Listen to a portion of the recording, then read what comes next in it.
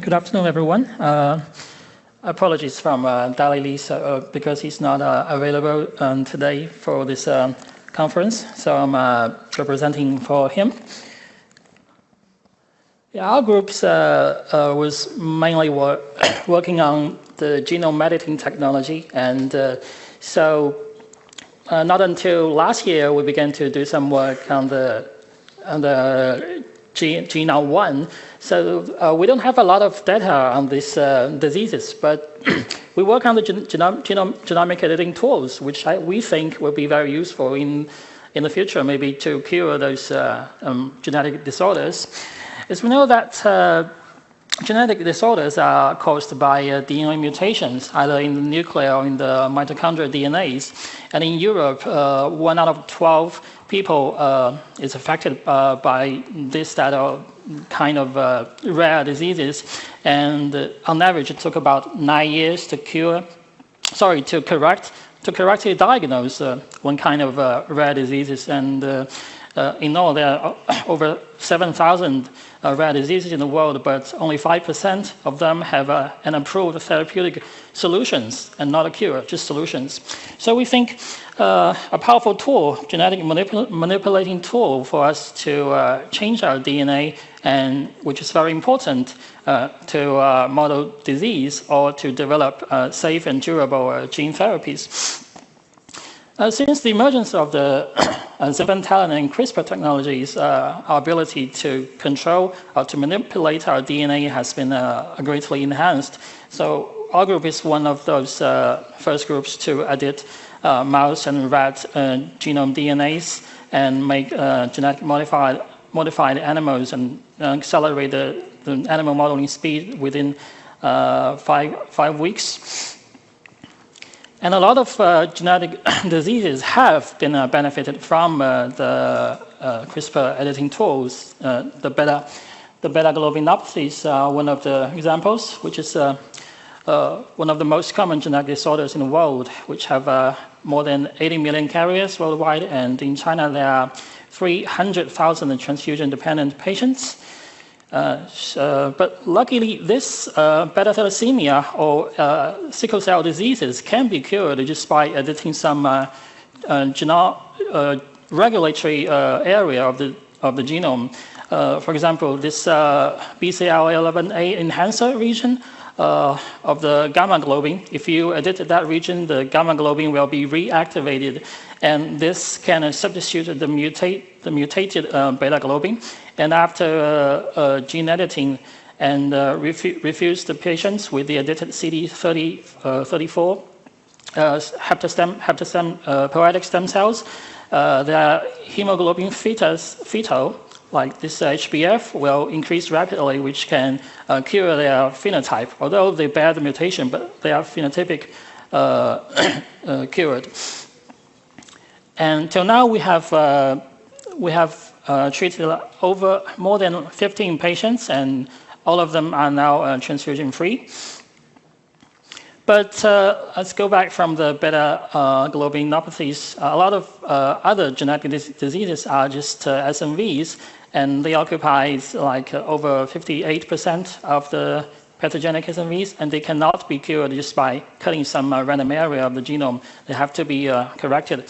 But HTR is a solution, but its absolute efficiency is very low, especially in vivo.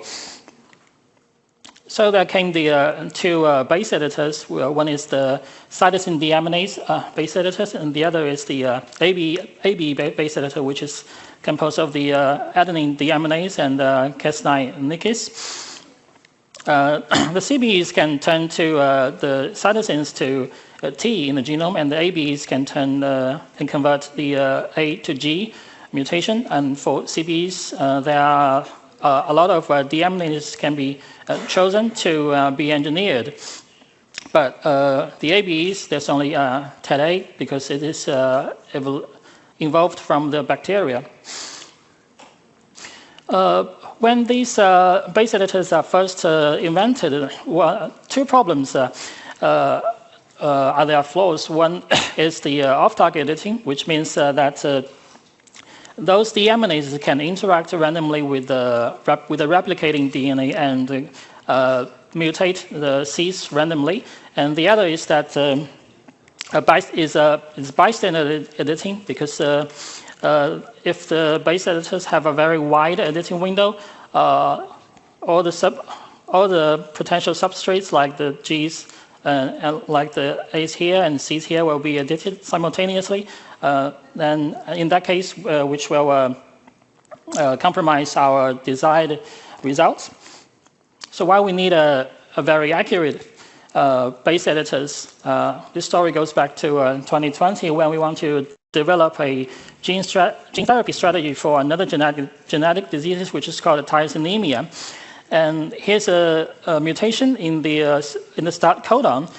There's a A to G mutation here, and we want to use the CBE, which is the cytosine base editors, to convert this C to T, therefore restoring this ATG start codon. But unfortunately, there's a C3 downstream of the C1, which can be equally efficiently edited. So our desired result is compromised, but luckily back then we used another strategy, which is to create a new de novo start codon upstream of the mutated one, and luckily that new protein works. But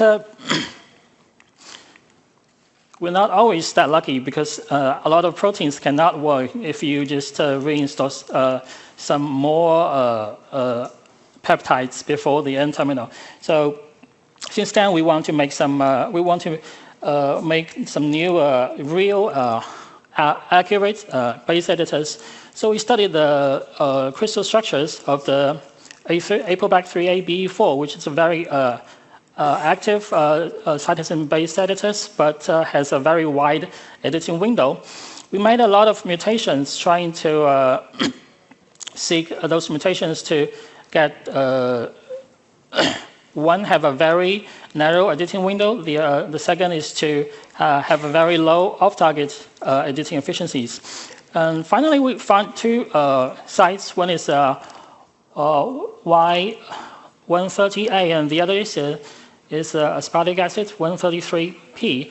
The former one gives us a very narrow editing window, and the other gives us a very low off-target efficient. So after identified the Y130 site, we just want to screen. We just made a saturated amino acid screen to see whether we can get some more variants from this site. And it turns out that we picked another 5 variants. One is Y30A, Y30G, and P. And we also included some previously reported mutations, which is isoleucine 96 to T or to T or to V. These combination mutations will also give us a very narrow editing window. And we did 39 endogenous sites to compare our highly accurate cytosine base editors with Y-type A3A-BE4. We can see here that our base editors has a very narrow editing window, about 2 to 3 base pairs, but the former A3A-BE4 has a very wide, like 10 to 12 base pairs editing window here, which means the improved CBEs is more accurate than the former one. We also did the RNA sequencing to see whether our improved HA3 CBEs has also a lower RNA off-target activity. We can see here that the dots means RNA mutations sequenced in a sequence machine, and because our cells are just our DNAs are mutating simultaneously and automatically.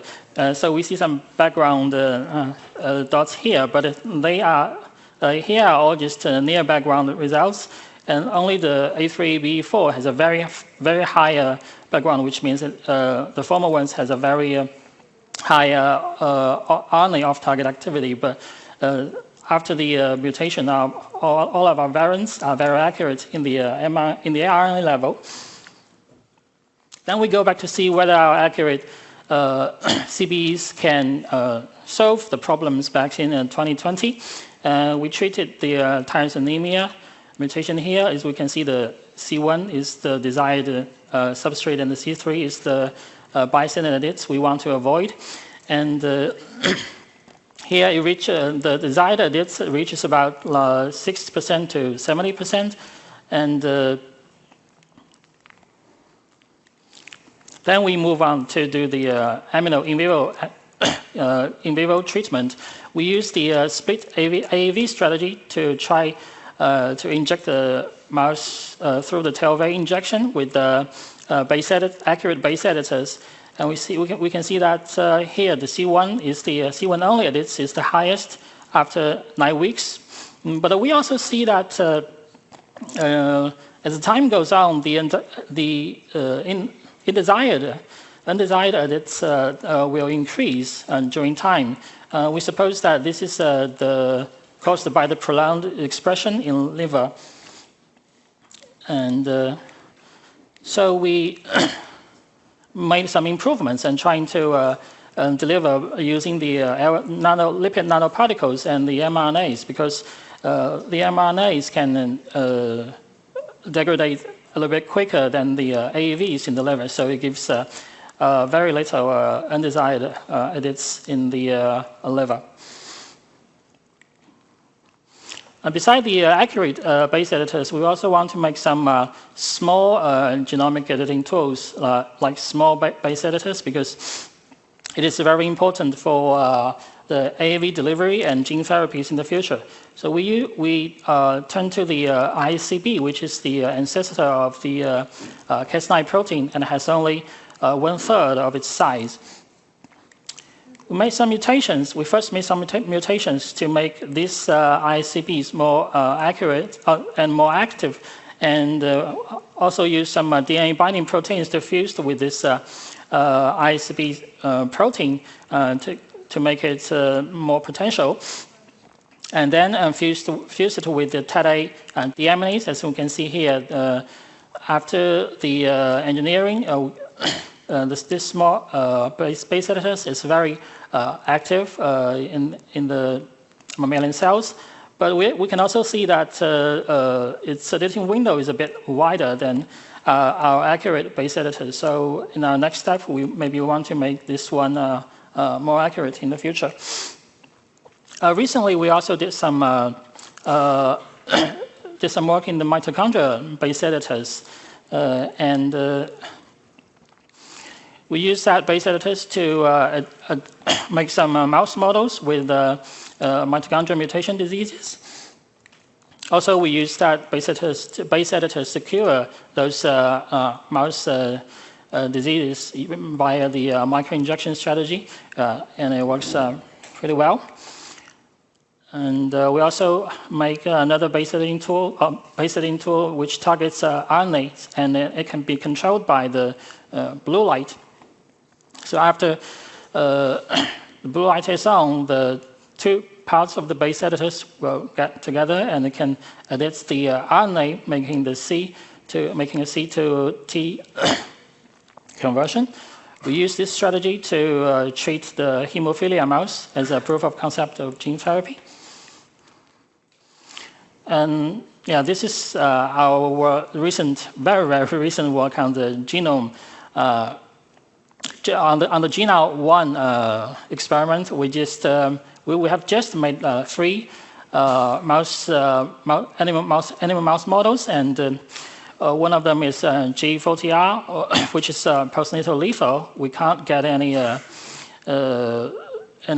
pups for 1 week old, and we also have E237K, which is heterozygous and can be stably propagated, and the N270D and can be stably maintained, but we don't see any obvious phenotype in this N70D mouse, but we haven't gone into details. And for the Sputnik 237 lysine, we can see the mouse will, some of them will automatically exhibit like epileptic phenotypes. We try to cure this mouse using the CRISPR technology. We want to cut the diseases alleles so that in the mouse there's no mutated protein produced. But in our first trial, we discovered that the Cas9 will cut both the wild type and the diseased allele at about the same efficiency. So maybe we want, in the next step, we want to choose the RNA-based editor, which is more accurate to control the diseased RNAs in the blood level. Maybe we can solve this problem later. Or we want to use some new CRISPR machines that recognize some new PAMs, which can discriminate the wild type and the diseased allele. Yeah. Thank you for.